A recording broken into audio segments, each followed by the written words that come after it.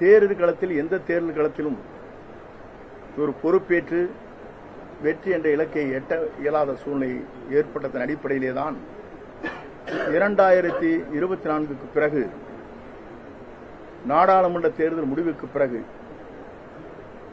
நாம் என்ன செய்ய வேண்டும் என்பதை அறிந்து வெளியே சென்றவர்கள் மனவேதனையோடு தங்கள் பணிகளை ஆற்றாமல் துயரத்தோடு இருக்கின்ற அனைவரையும் ஒருங்கிணைக்க வேண்டும் என்ற நோக்கத்தோடு தான் 6 பேர்கள் சென்று அவரிடத்தில் இந்த கருத்துக்களை நாங்கள் வெளிப்படுத்தினோம்.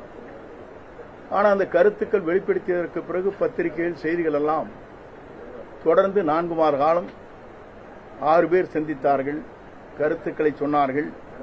அந்த கருத்துக்கள் என்ன என்பதை அவர் ஏற்றுக்கொள்ளவில்லை என்பதை கூட கருத்துக்கள் பரிமாறப்பட்டது.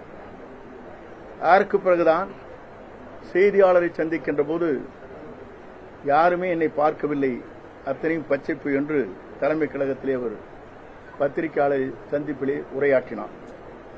நான் எதற்காக சொல்கிறேன் சொன்னால், ஒரு இயக்கம் என்பது பல கோடி தொண்டர்களை நிறைந்திருக்கிற இந்த இயக்கத்திற்காக தங்களை ரத்தம் சிந்துகிற தொண்டர்களுடைய எதிர்பார்ப்பைத்தான் நாங்கள் பிரதிபலித்தோமே தவிர மக்கள் என்ன நினைக்கிறார்கள், எல்லோரும் ஒருங்கிணைந்தால் வெற்றி பெறலாம் என்று ஒருங்கிணைவது மட்டுமல்ல, சோர்வோடு இருக்கின்ற அமைதியாக இருக்கின்ற கழக தொண்டர்களும் அரவணைத்து சென்றால் மட்டும்தான் வெற்றி என்ற இலக்கை எட்ட முடியும் என்பது பொதுமக்களுடைய கருத்து.